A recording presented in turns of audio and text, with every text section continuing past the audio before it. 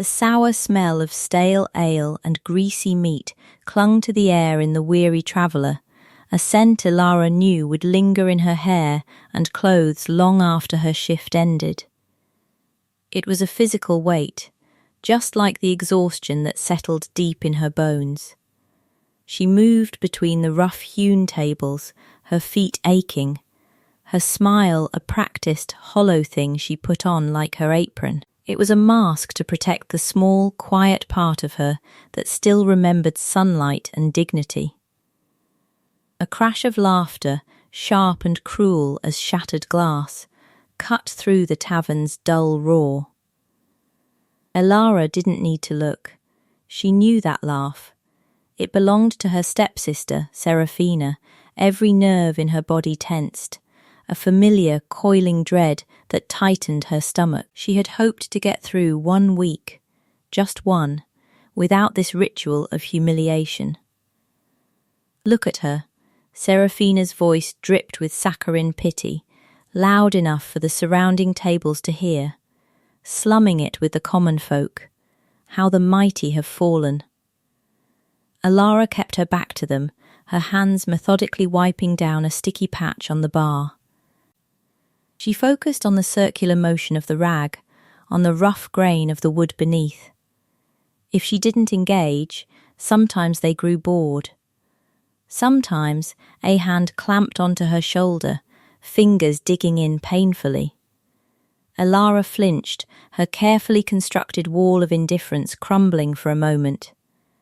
She turned slowly to face Seraphina, whose face was a perfect portrait of malicious glee. Her friends, a gaggle of finely dressed lords and ladies, smirked behind her. "Don't you ignore me when I'm speaking to you, little cinder sprite," Seraphina hissed, her voice low and venomous. She held up her goblet. "This wine is dreadful. It tastes of desperation, much like you, I imagine." She tilted the goblet, and a stream of dark red wine cascaded down the front of Elara's simple, worn dress. A collective gasp went through the nearby patrons. The wine was cold against Elara's skin, seeping through the thin fabric. It felt like a violation, a deliberate stain on the one thing she tried so desperately to keep clean, herself. She looked down at the dark splash, then back up at her stepsister. She refused to give her the satisfaction of tears. She refused to show weakness. Her jaw set, and she held Seraphina's gaze, her own eyes clear and steady. She said nothing. Her silence was a weapon Seraphina didn't know how to fight. It infuriated her. "What's the matter? Cat got your tongue? Or have you finally accepted your place in the gutter where you belong?" Elara simply picked up her rag from the bar, dipped it in a bucket of clean water, and began dabbing at the stain on her dress. The action was deliberate, calm. It was a dismissal. It said, "You are nothing more than a mess to be cleaned up." Far away, in a spire of black stone and frosted glass, King Theron stood before a vast, arched window.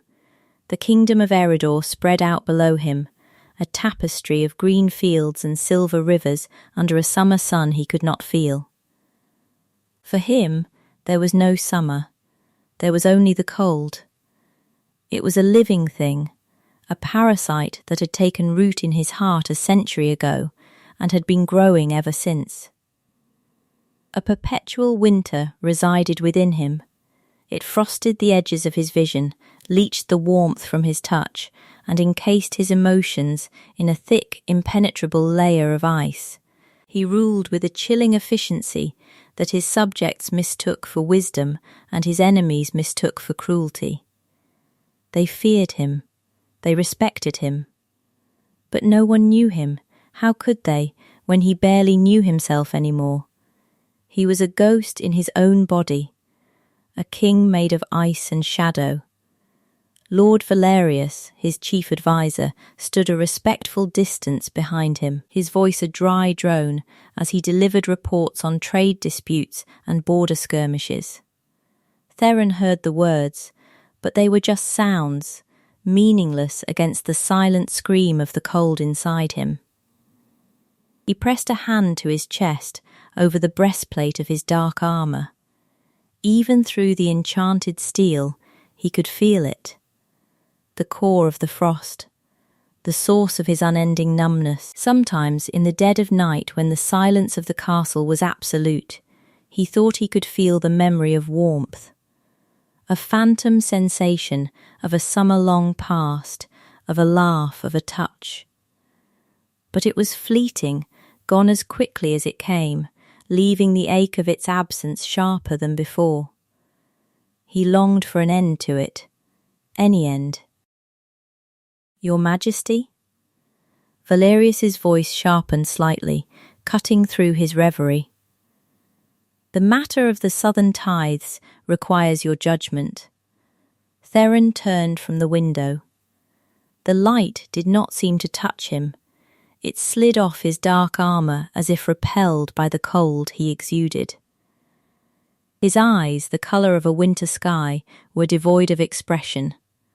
"Double them," he said, his voice a low rasp, like stones grinding together.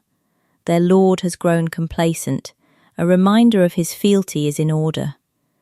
Valerius bowed, a thin, satisfied smile touching his lips. "At once, Your Majesty."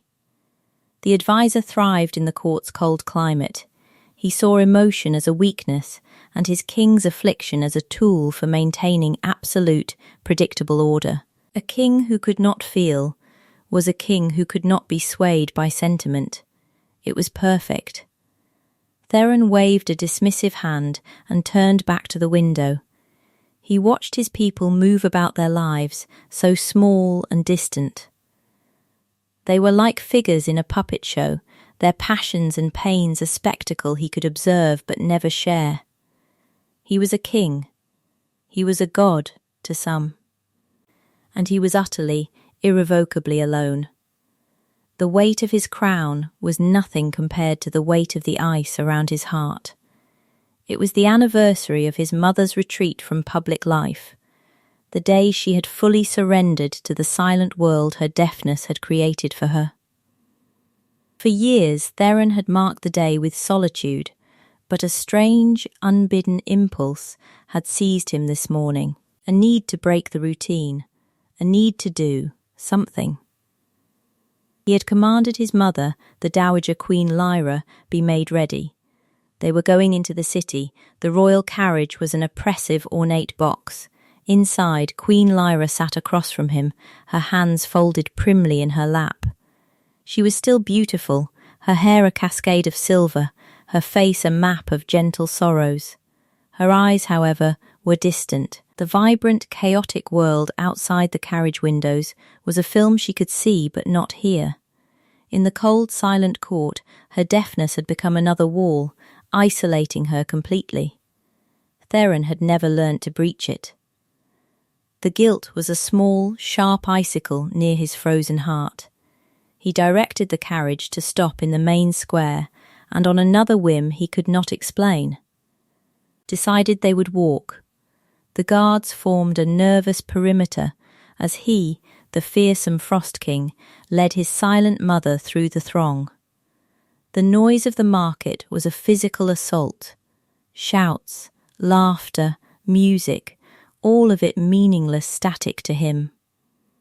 He saw his mother flinch, her eyes wide with the disorientation of being surrounded by a world she could not participate in.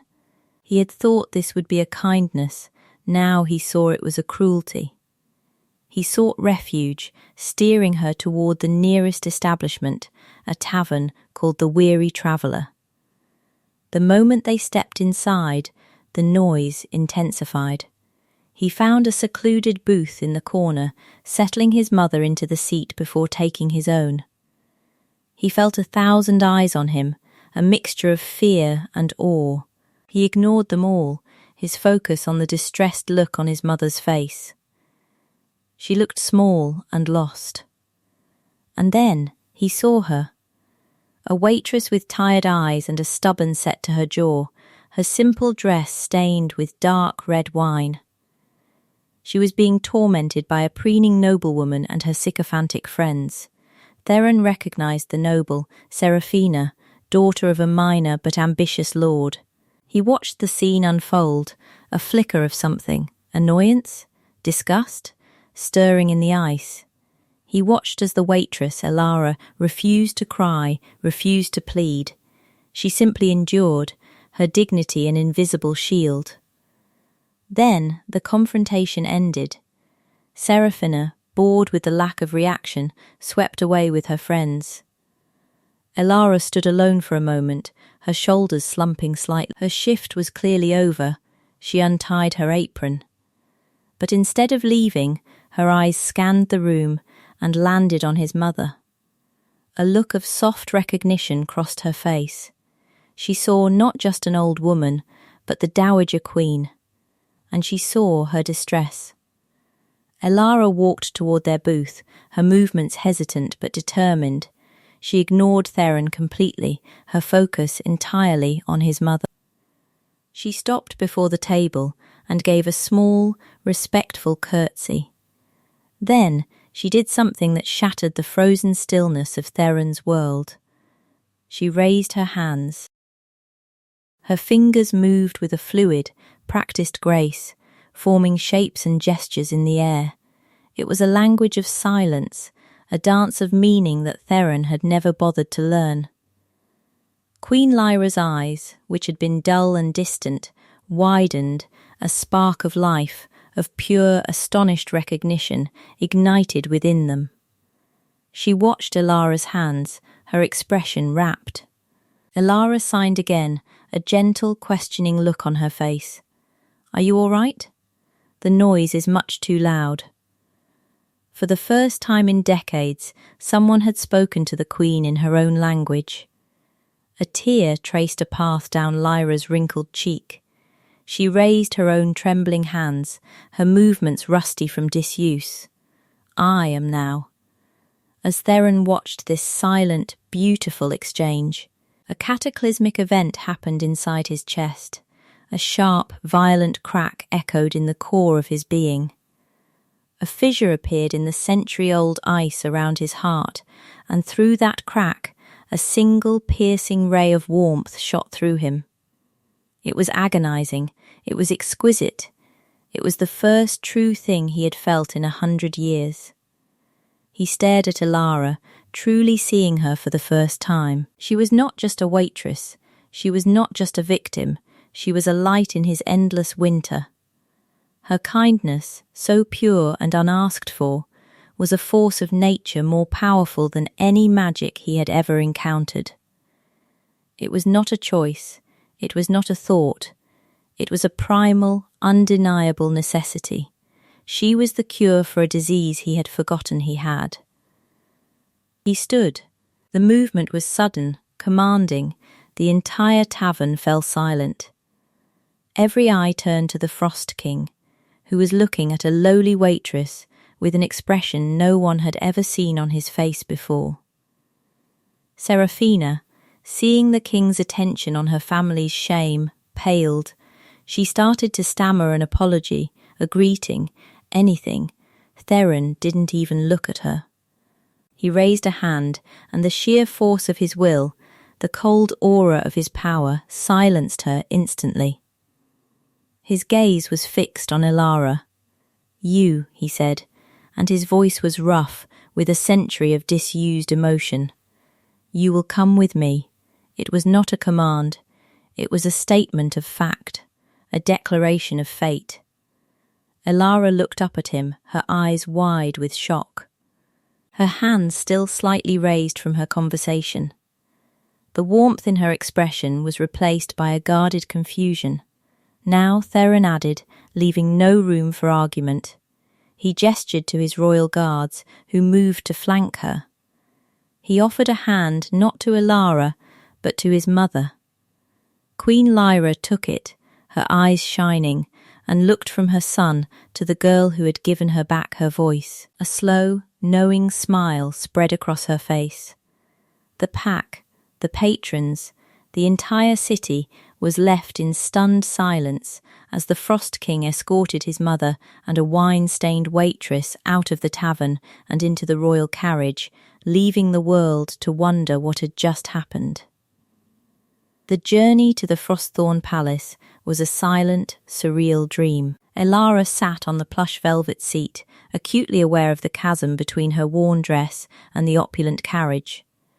She could feel the king's eyes on her, a gaze as heavy and cold as a winter stone. Yet beneath the cold, she sensed something else, a strange intensity, a focus so absolute it was unnerving. Across from them, the Dowager Queen simply watched her, her expression one of gentle, grateful curiosity. The palace was not a home, it was a monument to winter. Spires of black granite clawed at the sky, their surfaces slick with a permanent, unnatural frost. As they passed through the towering gates, the temperature dropped precipitously. The air grew still and thin, carrying the scent of ice and old stone. Inside, the grand hall was a cavern of shimmering coal. Crystalline chandeliers hung from the vaulted ceiling, casting a stark, blue-white light on floors of polished obsidian. There were no tapestries, no paintings, no signs of life or warmth. There was only breathtaking, terrifying, beautiful cold. Servants moved like ghosts through the halls, their heads bowed, their footsteps silent. Their fear was a palpable thing, a frost of its own that clung to the very air. Theron led them through the echoing corridors without a word, his presence sucking the last vestiges of potential warmth from their path. He brought her to a suite of rooms high in the western spire. They were luxurious, with a canopied bed draped in silver silk and furniture carved from pale, petrified wood. But like the rest of the palace, they were achingly cold. A fire had been laid in the hearth, but the logs were covered in a delicate layer of frost, the flames unable to catch. "These will be your chambers," he stated, his voice flat. He turned to leave, then paused in the doorway. He looked back at her, his winter sky eyes searching her face. "You are not afraid." It was not a question.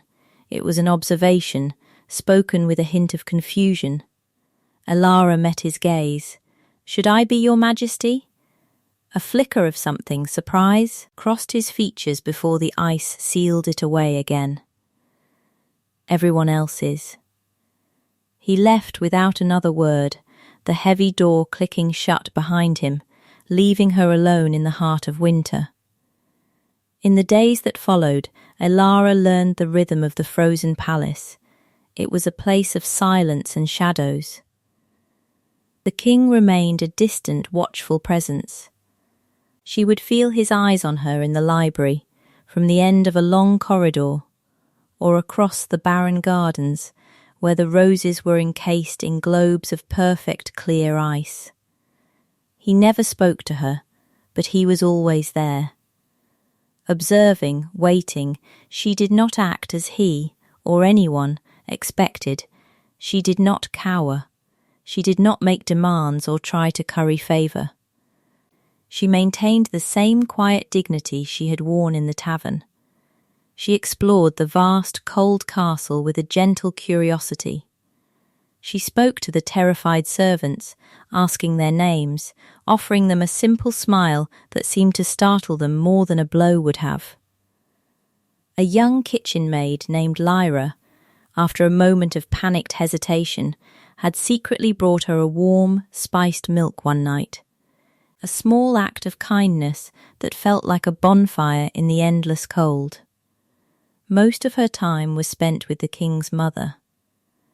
Elara would sit with Queen Lyra for hours in her chambers, the only rooms in the palace that held a hint of warmth from a constantly roaring fire.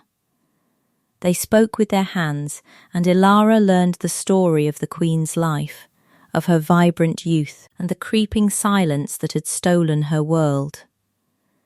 In return, Elara told her of her own mother, who had taught her the silent language, and of a life before Seraphina, a life of simple happiness. In these silent conversations, Elara brought a light back into the queen's eyes, and the queen gave Alara a sense of purpose in this strange, cold place. Theron watched them from the shadows. He would stand in the doorway of his mother's chambers for hours, unseen, watching their hands fly in silent, elegant conversation. He watched the genuine smiles on their faces, the easy comfort between them. And every time he felt that crack inside him widen, felt another agonizing, wonderful sliver of warmth pierce his soul. This girl, with her quiet strength and unassuming kindness, was methodically dismantling the defences he had spent a century building. He was terrified. He was enthralled. The court did not know what to make of her. She was a peasant girl living in the royal spire. The kings? What? No one dared ask. But their disapproval was a palpable force, none more so than from Lord Valerius. He found her one afternoon in the ice gardens. She was tracing the outline of a frozen rose petal with her finger. "It is a fragile beauty, is it not?" Valerius said, his voice as smooth and cold as the ice itself. He came to stand beside her, his dark robes blending with the shadows, a perfect representation of our king. Magnificent, powerful, and untouchable. Alara withdrew her hand. "I think it's sad," she replied, her voice soft but clear. To be so beautiful, but unable to feel the sun. Valerius's eyes narrowed. "The sun can also burn, mistress. Our king's condition provides this kingdom with stability." An unemotional ruler is a predictable ruler, a strong ruler. He took a step closer. "I do not know what game you are playing, but I advise you to cease. You are a disruption, a variable in a perfect equation. Such things have a way of being, removed." Alara turned to face him fully. She was not intimidated by his rank or his veiled threats. She had faced Seraphina's petty cruelties her whole life. This man's cold ambition was just a different shade of the same darkness. "I am not playing a game, my lord," she said, her gaze direct and unwavering. "I was brought here. I am simply trying to be kind. I am sorry if you find that disruptive." Her complete lack of fear, her refusal to be cowed, unnerved him. He was used to people who schemed and plotted, who understood the currency of power and fear. This girl, with her simple, honest sincerity, was an anomaly he could not comprehend, and that made her the most dangerous thing in his world. He gave a curt, dismissive bow and swept away, leaving Alara alone with the frozen flowers, a silent promise of conflict hanging in the frigid air. One night, sleep would not come. The oppressive silence of the palace felt heavier than usual. Alara left her chambers, pulling a thick shawl around her shoulders, and wandered the darkened halls. A faint blue light drew her toward the throne room. The great doors were ajar, and she slipped inside. The room was even colder than the rest of the palace. Frost, thick and ornate as lace, crept up the obsidian walls and across the floor, all of it seeming to emanate from the throne itself. And there, seated upon the throne of black stone, was Theron. He was not the powerful, impassive king she usually saw. In the stark moonlight filtering through the high windows, he looked weary. His head was bowed, one hand pressed hard against his chest. The lines of pain around his eyes were etched deep, a profound suffering he kept hidden from the world. The mask was gone. In its place was a man in agony. She watched him for a long moment, her heart aching with a sympathy that surprised her with its intensity. She saw past the crown, the power, the fearsome reputation. She saw a man trapped in a prison of his own making, a prison of ice. She stepped forward, her soft-soled slippers making no sound on the frosted floor. He didn't seem to notice her until she was standing at the foot of the dais. He looked up, his eyes widening in surprise. the mask of cold command snapping back into place. But it was too late. She had already seen the truth. She did not bow. She did not ask about his kingdom, or his power, or why he had brought her here. She looked at the pain he was trying so desperately to hide and asked the one question no one in 100 years had dared to ask. Does it hurt? The question was so simple, so direct, so utterly devoid of guile or ambition. It struck Theron with the force of a physical blow. It bypassed a century of icy armour and plunged directly into the wounded heart of him. Hurt? The word was inadequate. It was an agony, a void, a constant, grinding erosion of his soul. But for someone to see it, to acknowledge it, it shattered him. The cold facade crumbled into dust. The king of Eredor vanished, and all that was left was Theron, a man who had been suffering alone for longer than most people lived. A ragged, broken sound escaped his lips, a sound that was half gasp, half sob. Always, he whispered, the word a plume of white vapour in the frigid air. Emboldened by his raw honesty, Elara slowly ascended the steps of the dais. She stopped just before him, her presence a small, defiant pocket of warmth in the throne room's oppressive chill. He looked at her, truly looked at her, and for the first time he let her see everything. The loneliness, the despair, the unending winter. He unclasped the front of his tunic, pulling the dark fabric aside. There, on the skin over his heart, was the source. Faint, crystalline patterns like frost on a windowpane spread across his chest. They seemed to pulse with a faint, malevolent blue light. A curse, he explained, his voice hoarse, cast by a sorcerer I defeated in my youth. A parting gift. It was meant to be a slow death, to turn my heart to solid ice. To protect myself from the pain, my own magic fought back, encasing the curse and my emotions in a shell of numbness. I have not felt joy or anger or love in 100 years. Only this, cold, and the memory of what I have lost. He finished, his confession hanging in the silent air, expecting her to recoil in fear or disgust. He expected pity, or worse, a foolish offer of a cure. Elara did none of those things. She looked at the icy sigils on his skin, at the profound sadness in his eyes, and her heart filled not with pity, but with a deep, aching empathy. She saw the lonely boy beneath the cursed king. She raised a hand, not to touch him, but to hover it just inches from his chest.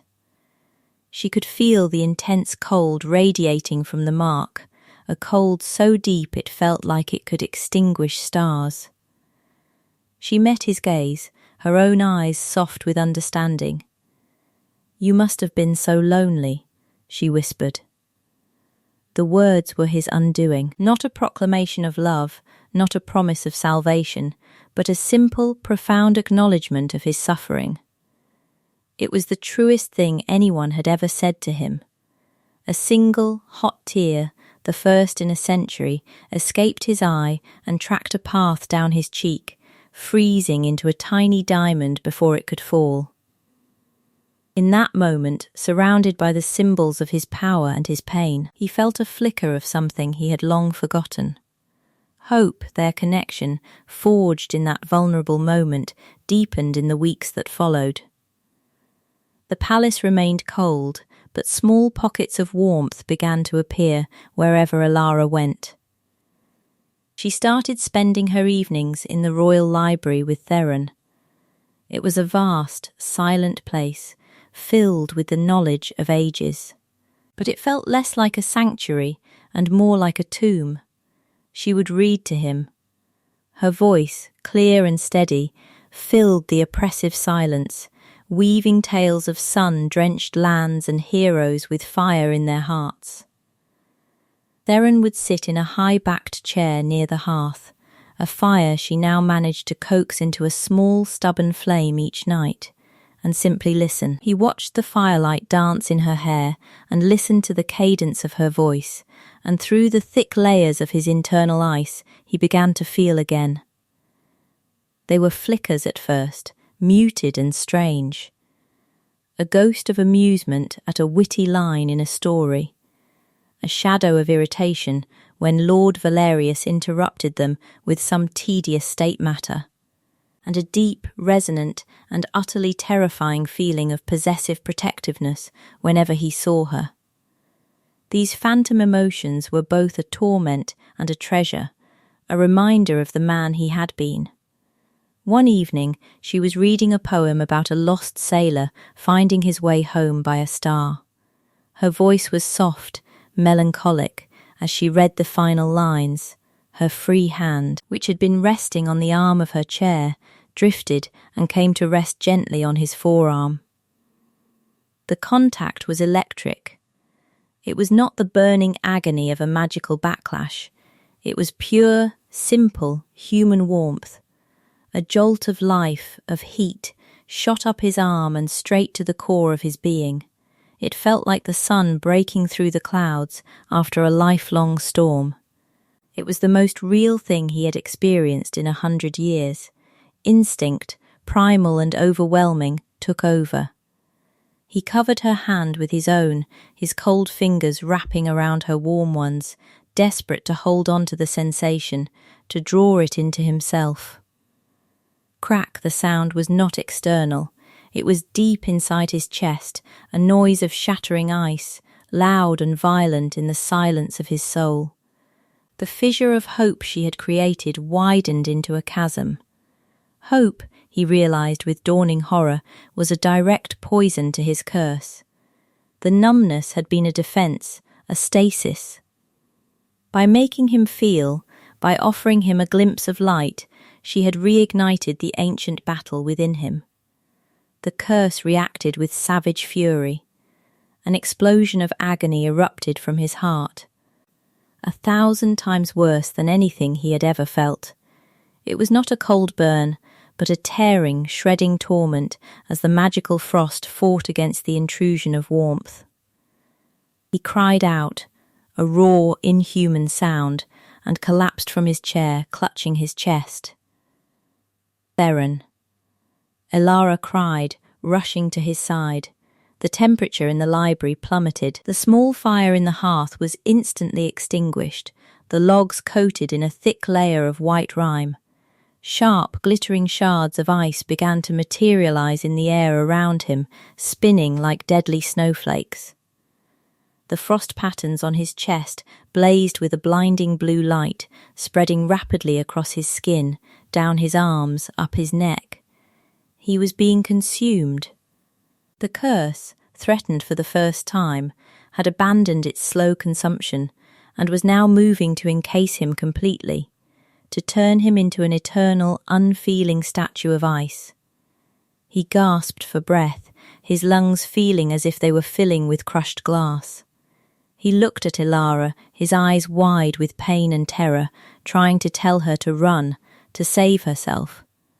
But no words came out. Only a choked, frozen rattle. The palace healers were summoned, their torches and magical implements seeming pathetically small and useless against the overwhelming cold that now emanated from the king's chambers. The frost had spread from the library, coating the entire royal wing in a thick, creeping sheet of ice. Theron lay on his bed, his body rigid, his skin turning a translucent, terrifying blue.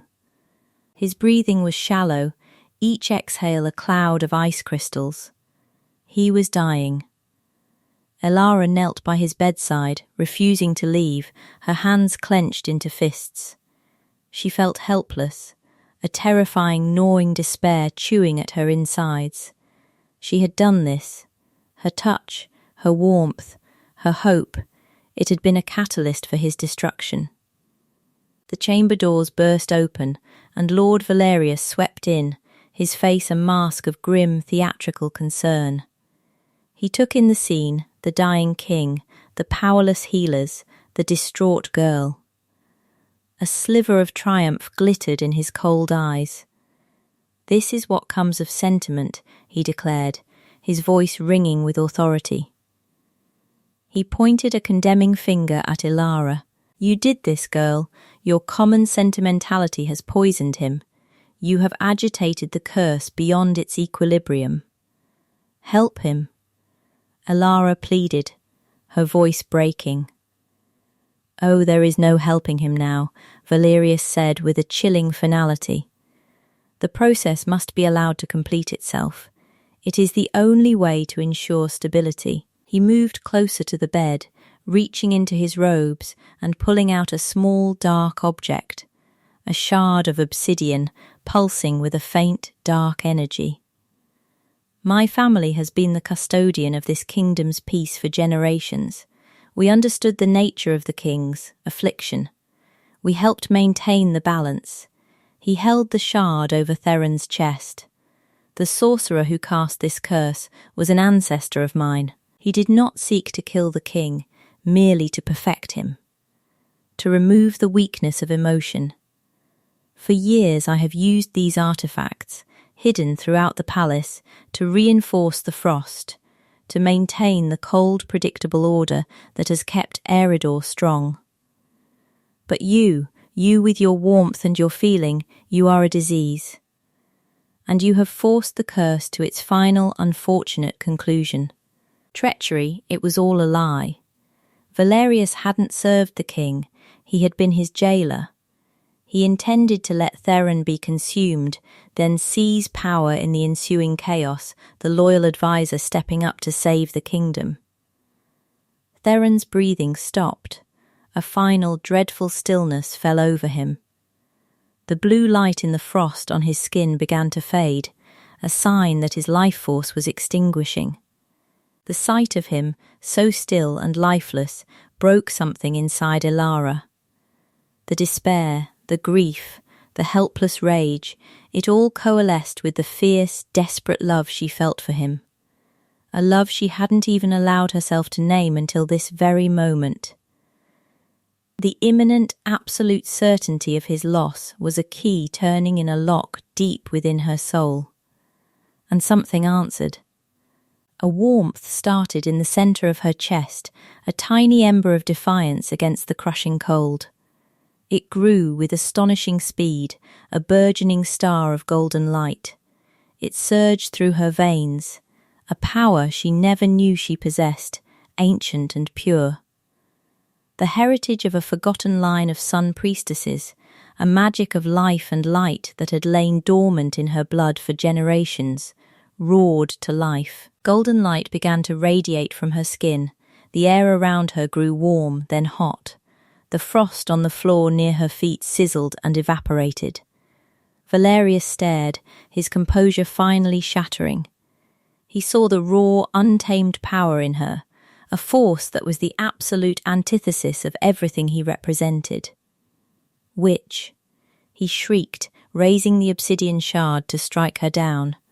Ilara had a choice. She could turn this brilliant, burning power on the man who had tormented the man she loved, incinerate him, and take her vengeance. The thought was a tempting, fiery lure. But she looked at Theron's frozen face, and the choice was not a choice at all. There was only him. She ignored Valerius completely. As he lunged, she knelt, placing both of her hands on Theron's ice-covered chest. She closed her eyes and poured everything she was, her love, her grief, her hope, her newfound blazing power, into him. "Live," she commanded, not with her voice, but with her soul. A torrent of pure, liquid sunlight erupted from her hands. It was not a gentle warmth, but the glorious, unrestrained power of a supernova. The throne room was engulfed in a blinding golden light. The ice on Theron's body didn't melt. It shattered. A shockwave of heat and light exploded outwards from him. The crystalline frost on the walls, the ice-encased furniture, the very cold that had seeped into the stone of the castle, it all vaporized in an instant.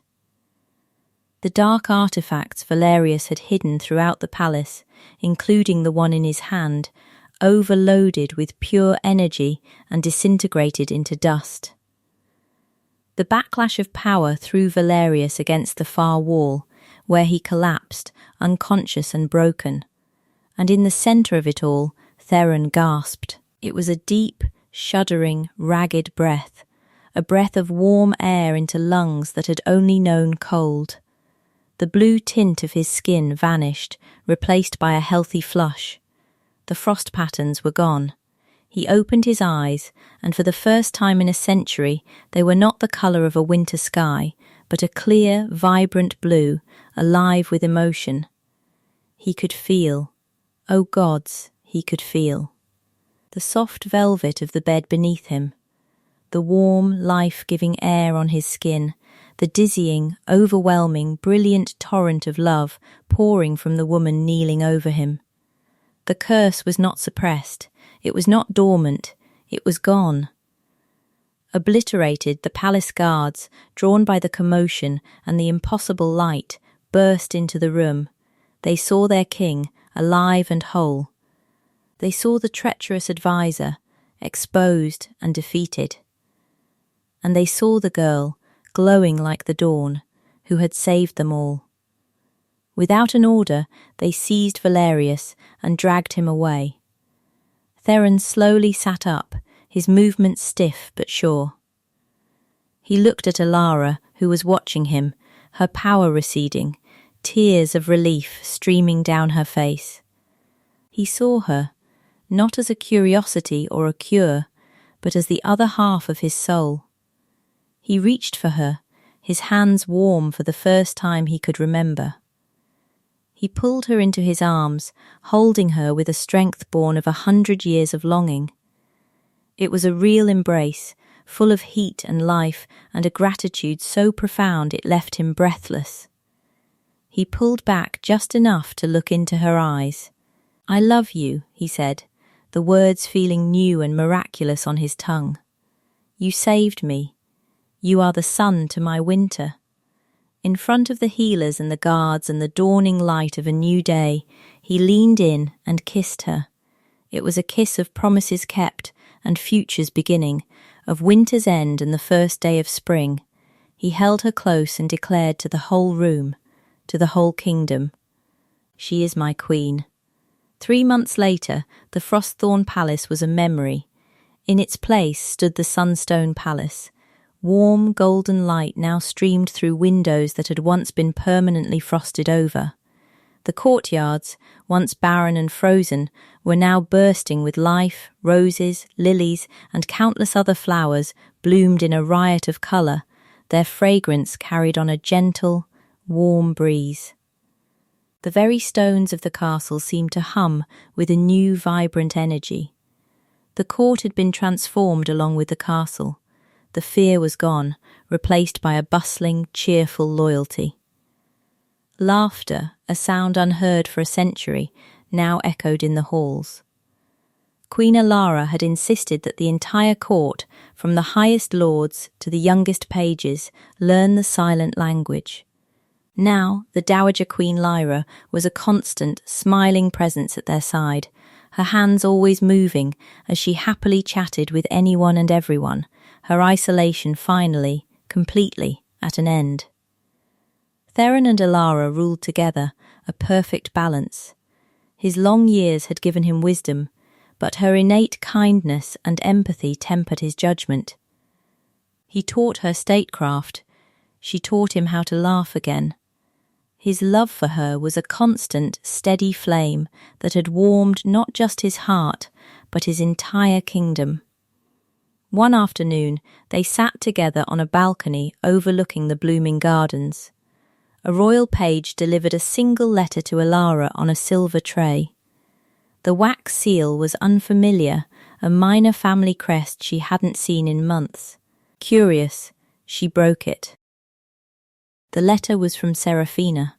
The script was messy, stained with what looked like teardrops. It was a pathetic, rambling plea for forgiveness. It detailed how, without the king's favour and with Lord Valerius's treason exposed, their family's allies had abandoned them. Their wealth was gone, their status obliterated. They were ruined. Seraphina begged for a position at court, any position, even that of a scullery maid. She would do anything, she wrote, to serve her beloved sister, the Queen. Elara read the letter, her expression calm. There was no triumph, no satisfaction. There was only a quiet sense of closure, the petty cruelties, the public humiliations, the years of feeling small and unseen. They all felt like they had happened to someone else, in another lifetime. She folded the letter neatly, stood up, and walked to the small fireplace in their solar. She tossed it into the flames. Theron came to stand behind her, wrapping his arms around her waist and resting his chin on her shoulder. He watched the parchment curl, blacken, and turn to ash. He didn't ask what it was. He didn't need to. "Is it gone?"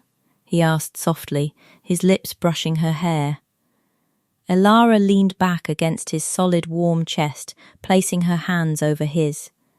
"It's ashes," she replied, a small, genuine smile touching her lips. Her past was gone. Her old life, her old pain, was nothing more than smoke.